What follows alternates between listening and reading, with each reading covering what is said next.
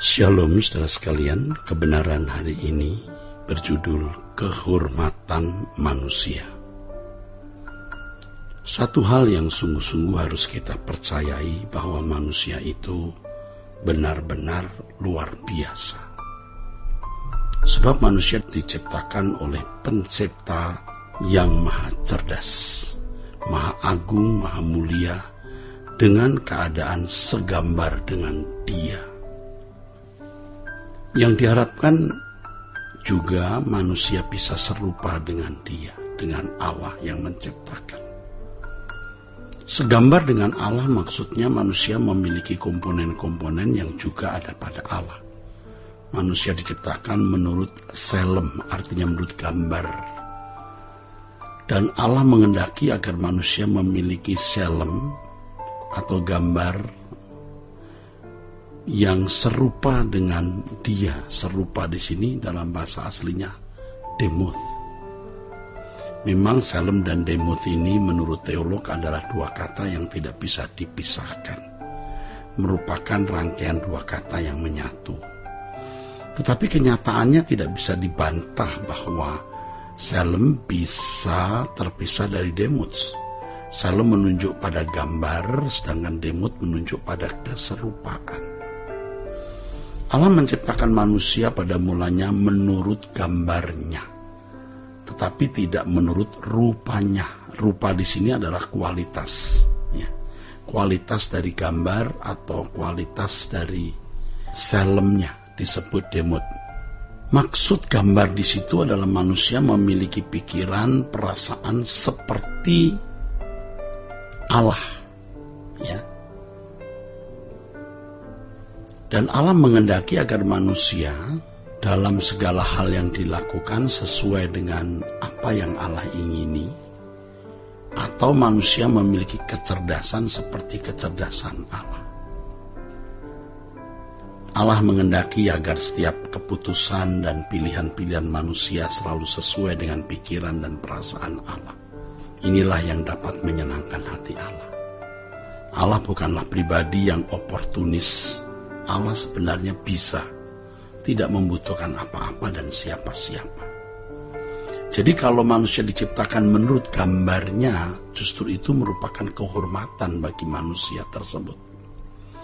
Dan kehormatan yang diberikan kepada makhluk ini, ya, memuat atau berisi tanggung jawab di mana manusia harus mengembangkan diri untuk bisa memiliki kecerdasan rohani, yaitu kemampuan di mana manusia bisa selalu bertindak sesuai dengan pikiran dan perasaan Allah. Tetapi sayang sekali manusia gagal. Itulah sebabnya dikatakan dalam Roma pasal 3 ayat 23, manusia telah kehilangan kemuliaan. Kehilangan di sini berarti kurang, lack of. Manusia tidak mampu mencapai kecerdasan seperti yang Allah inginkan. Nah, inilah akibat kejatuhan manusia dalam dosa. Tentu manusia tidak akan bisa menyamai Allah, tetapi diharapkan manusia di dalam kecerdasannya bisa bertindak selalu sesuai dengan pikiran dan perasaan Allah. Dan tentu saja ini terkait dengan porsi pergumulan yang dimiliki masing-masing individu.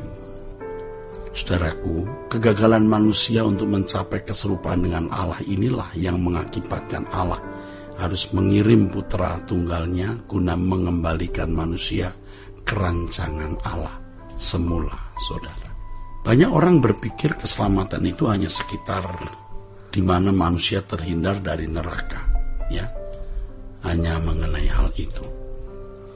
Benar, namun sejatinya baru itu buah atau dampak dari akibat keselamatan, saudaraku. Sedangkan keselamatan itu sendiri sebenarnya, ya, diberikan agar manusia bisa memiliki keserupaan dengan Allah sesuai dengan rancangan Allah semula. Kegagalan Adam mencapai keserupaan dengan Allah mengakibatkan keturunannya mewarisi dosa.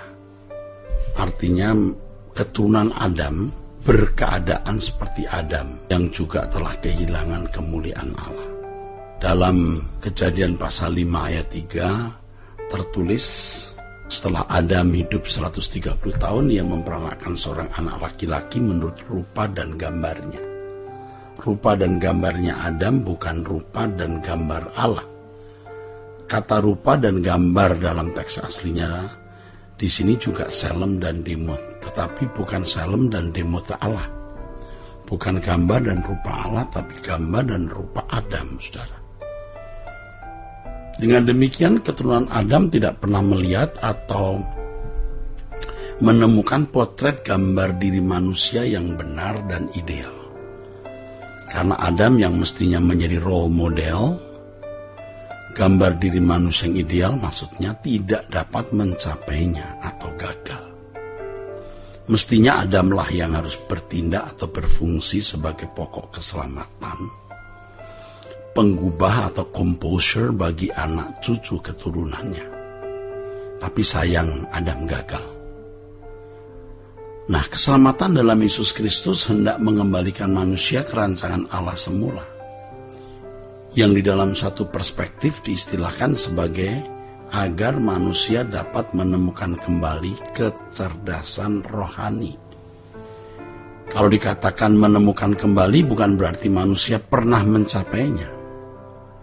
Manusia belum pernah mencapainya, tetapi kesempatan yang hilang ini diberikan kembali kepada manusia, agar manusia dapat menjadi manusia sesuai dengan rancangan Allah semula. Jadi saudaraku, dampak dari kejatuhan manusia itu akibatnya nampak jelas manusia menjadi manusia berdosa. Berdosa artinya meleset. Memang tidak semua manusia menjadi bejat, tetapi manusia tidak mampu bertindak sesuai dengan pikiran dan perasaan Allah. Tidak bisa sinkron dengan Allah. Dan inilah kejatuhan itu, kemelesetan itu. Saudaraku sekalian, kecerdasan rohani inilah yang digali oleh pakar psikolog agar manusia bisa berperilaku baik, dan memang kenyataannya manusia bisa berperilaku baik. Tetapi mereka tidak mengenal standar kebaikan yang mestinya manusia harus miliki. Sebab standar kebaikan yang Allah kehendaki adalah Yesus Kristus. Kita bersyukur karena kita mengenal kebenaran di dalam Yesus Kristus, dan sekarang telah disingkapkan kepada kita, ya, pikiran kita dicerahi sehingga kita dapat mengerti bahwa keselamatan itu adalah usaha Tuhan mengembalikan manusia ke rancangan Allah semula.